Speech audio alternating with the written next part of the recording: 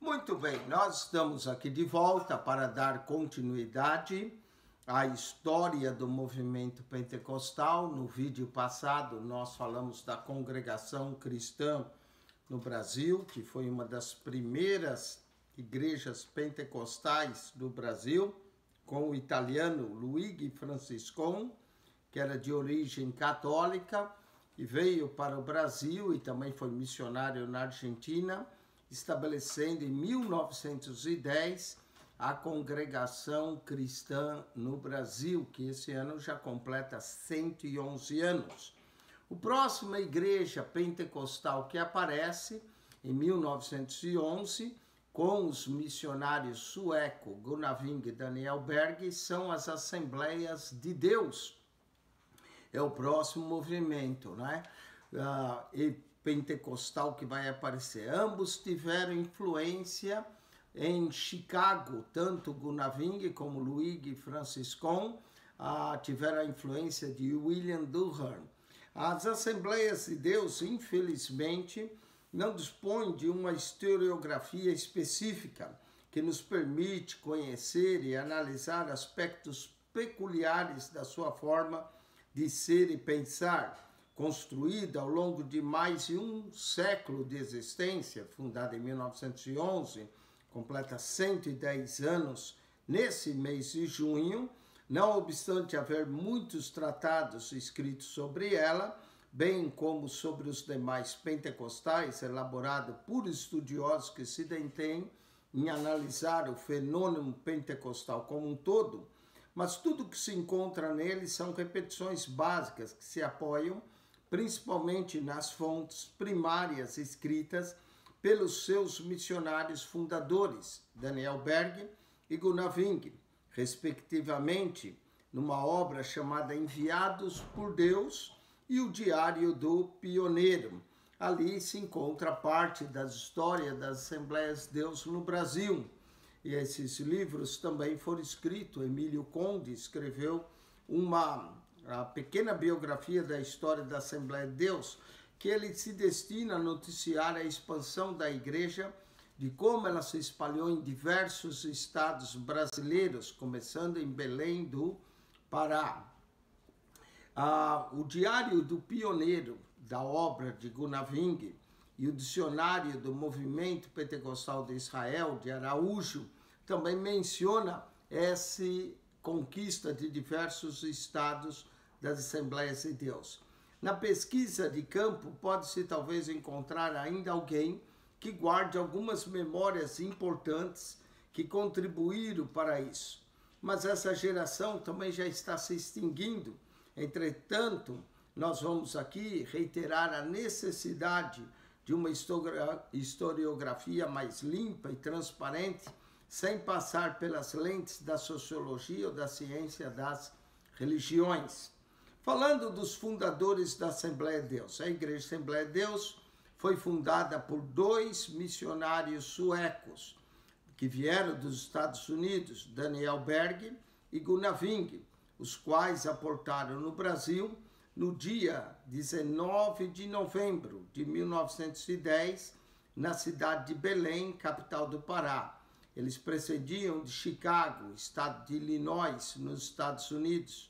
Daniel Berg nasceu em Vargön, na Suécia, em 19 de abril de 1884 e faleceu em Estocolmo, na Suécia, em 27 de maio de 1963. No dia 5 de maio de 1902, quando tinha apenas 18 anos, deixou a Suécia para emigrar e tentar a vida nos Estados Unidos da América. De volta à Suécia para uma visita à família, ficou feliz por rever tudo quanto estava antes, exceto um amigo de infância que agora tinha se tornado pregador do Evangelho e divulgava nova mensagem sobre o batismo com o Espírito Santo. Por insistência da mãe e do amigo, foi visitá-lo, porque o assunto que ele agora pregava sobre o batismo com o Espírito Santo mexeu com a curiosidade de Daniel Berg. A partir daquele encontro, o interesse pelo batismo com o Espírito Santo começou a crescer dentro dele. Já Gunnar Wing nasceu em Gotlândia Oriental, na Suécia, em 8 de agosto de 1879 e faleceu na Suécia em 1933. Foi ainda jovem para os Estados Unidos encontrar-se com o tio Carl Wing, que havia servido como missionário na China e, àquela altura, pastoreava a primeira igreja batista sueca, atual Bennis Park Baptist, de Omaha, no estado de Nebraska. Wing frequentava a igreja batista sueca, no estado do Kansas, até em 1904, e aí mudou-se para St. Louis, no estado de Missouri, onde passou a frequentar a igreja batista sueca local. De setembro de 1904 a maio de 1909, estudou teologia no Seminário Teológico Sueco de Chicago, atualmente chamado de Bethel University. Ministrou em várias igrejas escandinavas, chegando a pastorear a primeira igreja em Menominee, no estado de Michigan, de junho de 1909 a fevereiro de 1910. Mas o chamado missionário para ele era mais forte do que a chamada pastoral. A Convenção Geral dos Batistas havia decidido enviá-lo como missionário para a Índia. A sua disposição em ir para lá contrariou a sua noiva, que acabou deixando. Durante o tempo em que cursava o seminário, eclodiu um avivamento pentecostal no ano de 1906 entre as igrejas batistas suecas de Chicago, começando pela segunda igreja batista sueca, localizada numa colônia sueca no sul da cidade de Chicago. Essa igreja era filial da primeira igreja batista de Chicago e em pouco tempo fez grande progresso, tornando-se mais tarde conhecida como Grace Baptist Church, a Igreja Batista da Graça.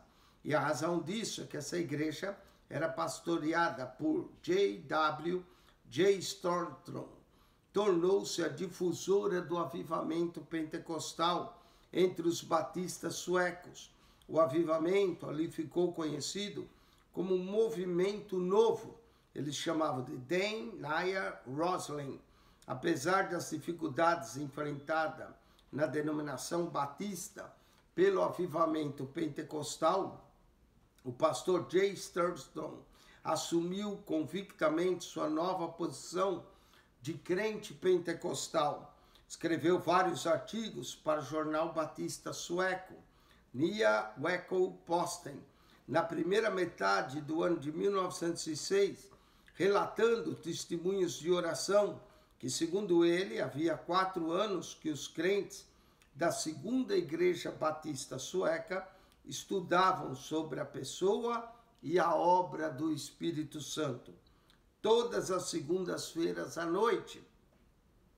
Entre os dias 11 e 14 de fevereiro de 1906, os que buscavam, aconteceu que vários crentes foram batizados com o Espírito Santo e falaram em línguas estranhas. Em consequência disso, a fama da igreja acabou se espalhando pelos Estados Unidos. Pessoas de todos os lados do país iam a Chicago participar das conferências sobre o Espírito Santo. O avivamento pentecostal entre os batistas suecos de Chicago também precedeu o avivamento da Rua Azusa, tendo ocorrido 2 meses antes, aquele cujo início se deu em 9 de abril de 1906, enquanto dos suecos se deu em fevereiro de 1906. O avivamento pentecostal entre os batistas suecos espalhou-se pelo país e em novembro de 1909, Wing participou de uma conferência da primeira igreja batista sueca de Chicago, onde ali conheceu Daniel Berg, que viria a ser seu companheiro de viagem missionária para o Brasil mais tarde. Segundo relata em seu livro, O Diário do Pioneiro, ele foi à conferência com o firme propósito de buscar o batismo com o Espírito Santo, o que dá a entender que a experiência não estava restrita à segunda igreja batista sueca, situada no sul da cidade de Chicago. No 5º dia, foi batizado com o Espírito Santo. Desse movimento entre os batistas suecos, avivado nos Estados Unidos, nasceram as denominações Scandinavian Independent Assemblies of God, que é a sigla CIAG, Assembleia de Deus Escandinavas. Entre os batistas pentecostais destacavam-se os pastores Bent Magnus Johnson e A. Omengren. Gunnar Wing, que era àquela altura pastoreava a primeira igreja batista sueca de Menominee, porém teve que deixar o pastorado porque a igreja, com exceção de 31 irmãos, não aceitava o batismo com o Espírito Santo. Dali ele transferiu-se para South Bend, no estado de Indiana, onde assumiu o pastorado da primeira igreja batista daquela cidade. Aí logo veio então a chamada para o Brasil. A amizade de Gunnar Wing e Daniel Berg cresceu e após um período de troca de ideias, ambos descobriram que tinham desejo por missão, porém eles não tinham a ideia do lugar para onde deveriam seguir viagem, até que numa reunião de oração, o Senhor lhes falou por profecia que deveriam partir para pregar o Evangelho e as bênçãos do avivamento pentecostal, e o lugar que tinha sido mencionado na profecia, Pará. Pará foi o lugar que eles ouviram. A fim de saber onde ficava o Pará, um dia depois da profecia, os dois jovens foram a uma biblioteca para pesquisar no mapa onde ficava esse lugar chamado Pará. Acompanhados por um irmão de nome Adolfo Uldin, ali tomaram conhecimento que o Pará ficava no norte do Brasil. Pela profecia, eles também ficaram sabendo que o povo do Pará era muito simples e que precisava ouvir os primeiros rudimentos da doutrina do Senhor. Naquele ambiente de poder espiritual, eles ouviram pela primeira vez alguém em mistério falando o português. Os dois jovens estavam convencidos agora de que a chamada e do lugar para onde iriam, mas não tinham $90 para custear as passagens.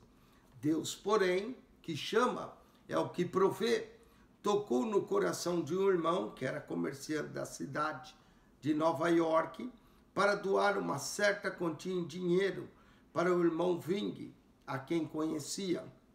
Daniel Berg e Gunnar Wing, que se encontravam agora na cidade de Nova York, caminhavam pela rua quando, surpreendentemente, encontraram-se com aquele comerciante que caminhava em direção ao correio para enviar-lhes aquela quantia. Ele entregou e agora, pessoalmente, o envelope aos jovens e contou-os como Deus falara ao coração sobre aquela contribuição. Ao abrir o envelope, a quantia era exatamente de $90. Mas o dinheiro ganho não foi usado para comprar as passagens. Os jovens doaram para o jornal da missão da Avenida Norte de Chicago, que era dirigido por William W. Durham. Aquele jornal era de grande importância, porque divulgava a obra do avivamento, ajudando a crescer. A igreja de Bent Magnus Johnson deu-lhes uma oferta que superou aqueles $90. Entre 1911 e 1912, Daniel Berg e Gunnar Wing foram sustentados pelos batistas suecos, avivados dos Estados Unidos, com o apoio dos pastores Bent Magnus Johnson e A. Omengren. Através de uma carta datada de 27 de maio de 1932, Zwingli conta que recebia também ajuda financeira da Igreja Filadélfia de Estocolmo, pastoreada por Louis Petrus. Chegada ao Brasil, o dinheiro extra que os jovens missionários traziam era suficiente para pagar apenas a primeira noite de hotel. Desfolhando um jornal brasileiro que alguém esquecera no quarto do hotel onde se hospedaram, mesmo sem saber ler em português, o jovem missionário Gunnar Wing identificou o nome do redator do jornal. Tratava-se de um pastor metodista norte-americano que ele conhecera havia muito tempo. No dia seguinte, foram ele e seu companheiro Daniel Berg encontrar com o redator do jornal. O pastor metodista, sabendo que eles eram batistas, encaminhou ao pastor da Igreja Batista da região. O pastor batista acolheu e convidou eles a auxiliar nos trabalhos da igreja. E ainda ofereceu a eles hospedagem no porão da igreja, que era um lugar quente e estreito. Os rapazes, aos poucos, foram se acostumando. O pastor, inclusive, confiou-lhes o púlpito da sua igreja. Eles dirigiam cultos e pregavam. Embevecidos pela mensagem pentecostal que os tocara tão recentemente, não podiam esconder o que experimentavam. Algumas poucas informações sobre o avivamento que ocorria nos Estados Unidos chegaram aos membros daquela igreja, mas eles não sabiam muita coisa a respeito. Alguns ouvintes mostraram-se interessados no assunto, demonstrando com isso o interesse cada vez maior de alguns membros da igreja. Os cultos, que não lotavam a metade do templo, agora contavam com gente de pé a cada reunião, e isso entusiasmava o pastor da igreja.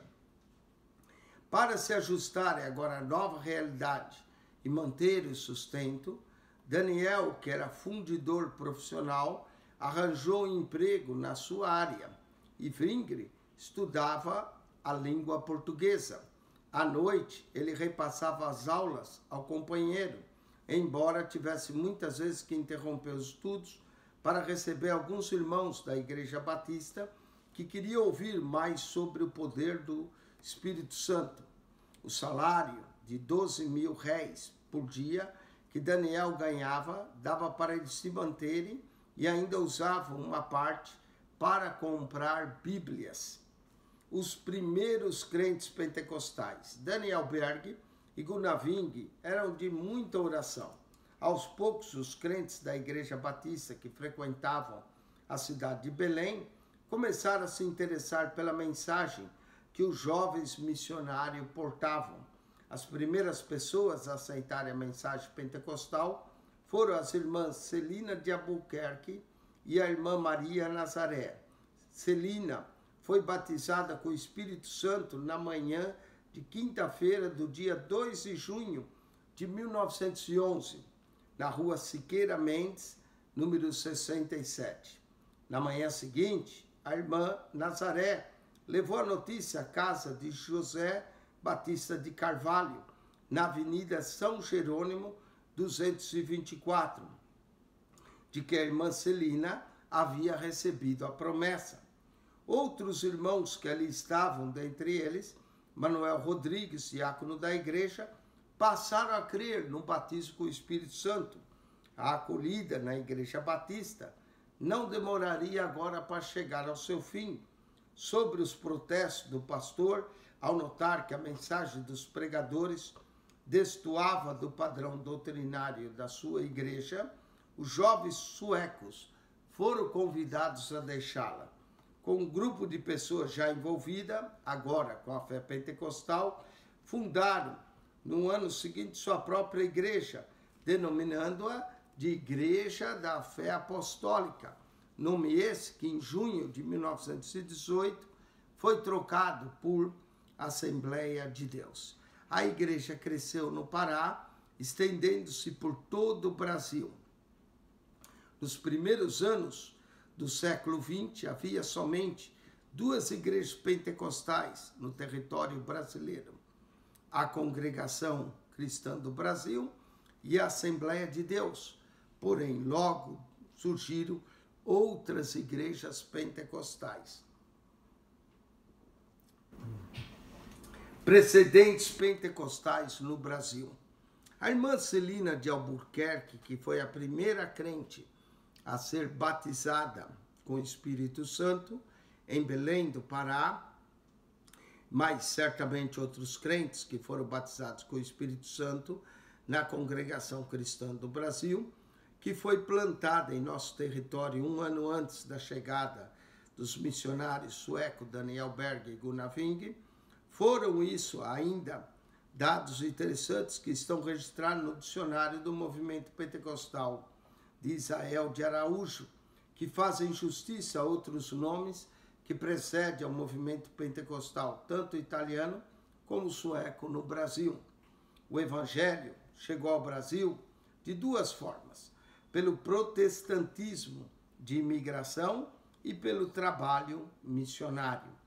Entre o fim do século XIX e a primeira metade do século XX, o Brasil recebeu imigrantes de diferentes partes do mundo, principalmente da Europa. Muitos deles eram protestantes e formaram suas colônias em terras brasileiras, especialmente no sul do país.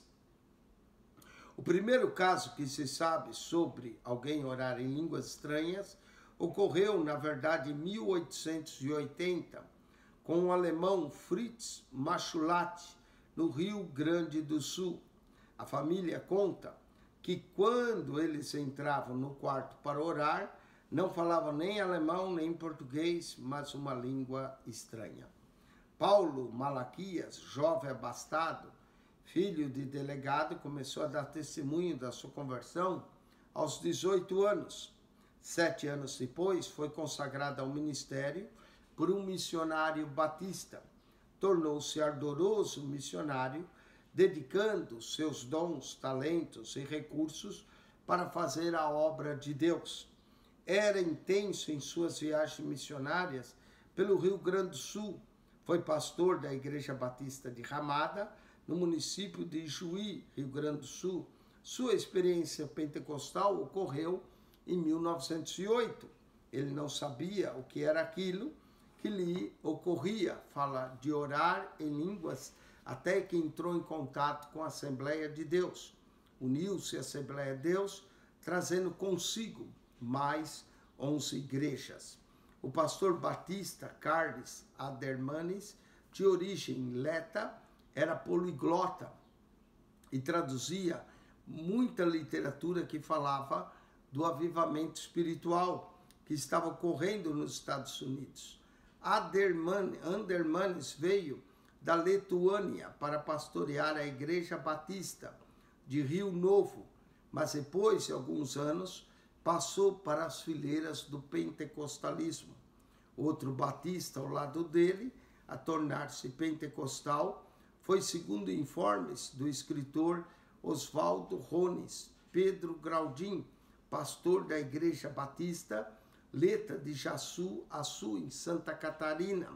Mas ambos se afastaram de sua denominação devido às pressões que havia dos antipentecostais, que eles sofriam. Graudin, excluído da igreja, assistia aos cultos do lado de fora, onde recebia mensagens proféticas. Pedro Graudin, nascido na Lituânia, sempre se dedicou à causa do Evangelho. Ele chegou ao Brasil com mais 300 pessoas em 10 de junho de 1900, no porto de São Francisco, Santa Catarina, com 25 anos de idade. Os imigrantes letos estabeleceram-se na cidade de Guaramirim, em Bananal, onde fundaram a igreja Leto Batista. Graudin pastoreou essa igreja até 1909, quando 25 crentes receberam o batismo com o Espírito Santo, inclusive ele. Graudinho era grandemente usado em profecia. Numa ocasião, recebeu em seu coração a seguinte mensagem: a experiência que você está passando é o prenúncio do nascimento de uma grande família. Mais tarde, veio a compreender que essa família era o povo pentecostal que surgiria no Brasil. Em outra ocasião, profetizou: hoje chegaram nesse lugar os enviados do Senhor, que eu esperei por 24 anos. Eles estão chegando.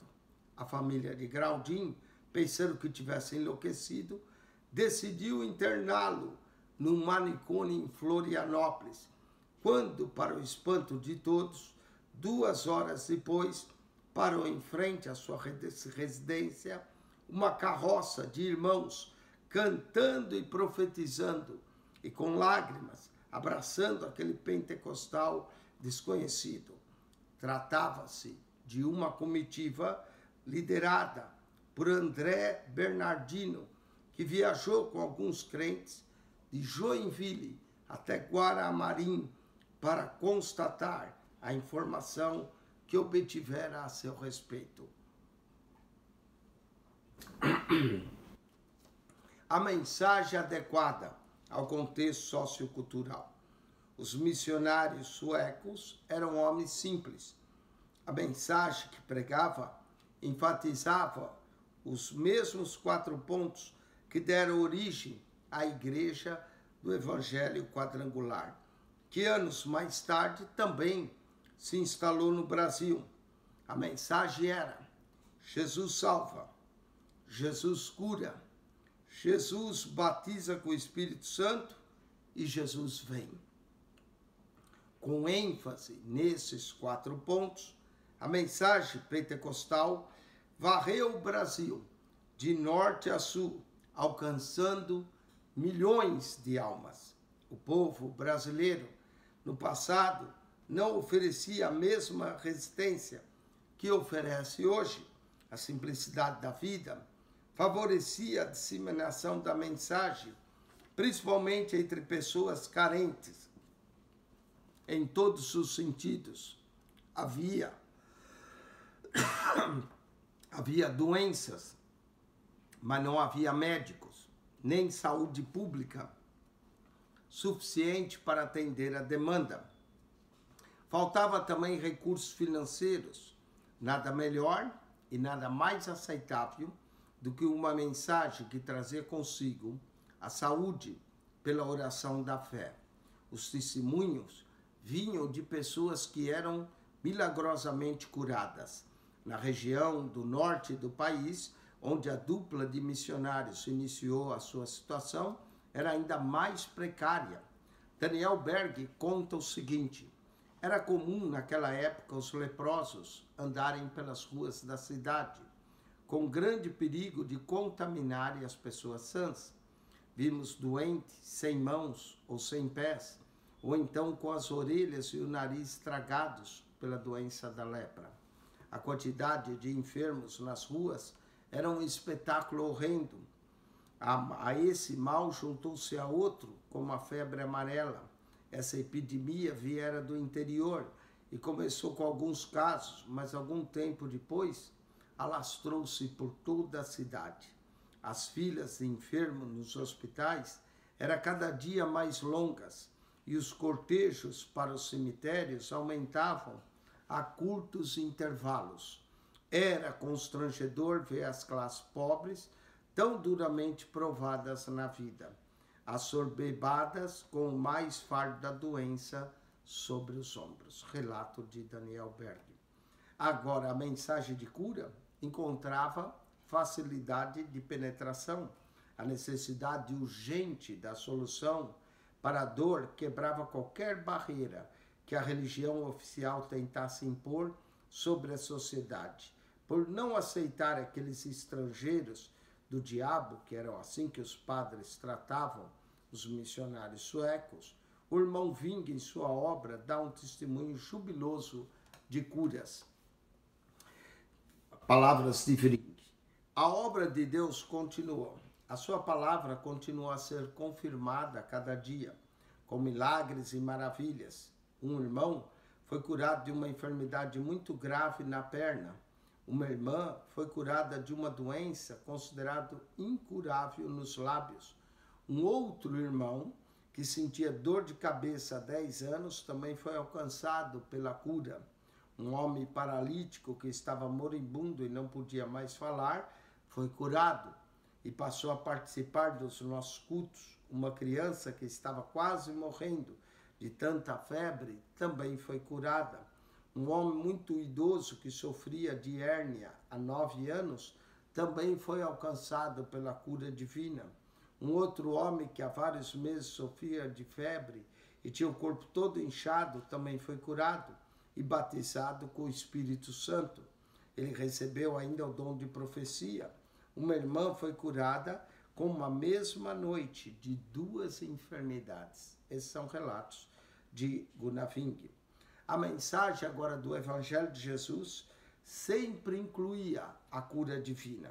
Jesus curou a muitos enfermos. Os apóstolos oravam por cura.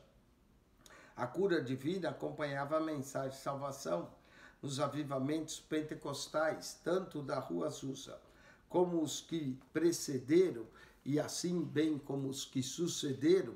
A cura divina sempre fazia parte da agenda.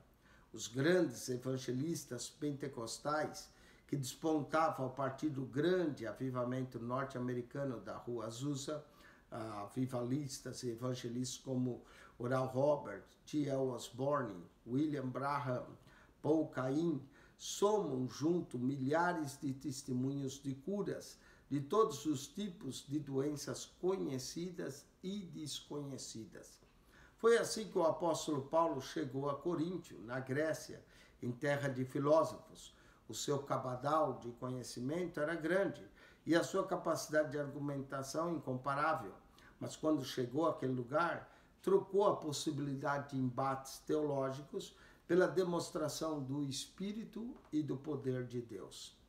A minha palavra e a minha pregação, Paulo diz, não consistiram em palavras persuasivas de sabedoria humana, mas em demonstração do Espírito e de poder, para que a vossa fé não se apoiasse em sabedoria dos homens, mas no poder de Deus. 1 Coríntios 2, 4 e 5.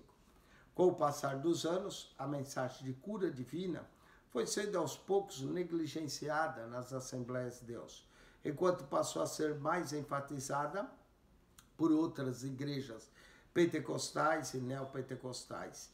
Ainda se acredita em cura divina, ainda se ora por cura, mas essa prática tornou-se agora secundária. Poucos pregadores chamam pessoas para receber oração pela cura. Isso não pode ser atribuído ao conhecimento teológico que aos poucos a Assembleia de Deus adquiriu, mas provavelmente há um preconceito, ou talvez ciúmes de alguns líderes, desde que missionários norte-americanos começaram a realizar campanhas de cura em solo brasileiro.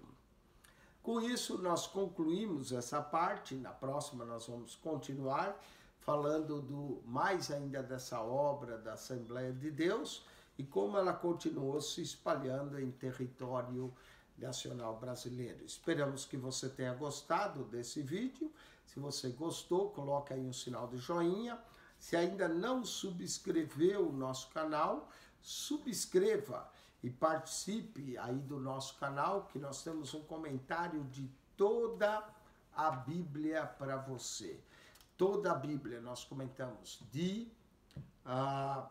Mateus ao Apocalipse. Basta clicar na foto, vai no menu, na lista, playlist, você vai achar as pastas de Mateus ao Apocalipse, de Gênesis a Malaquias.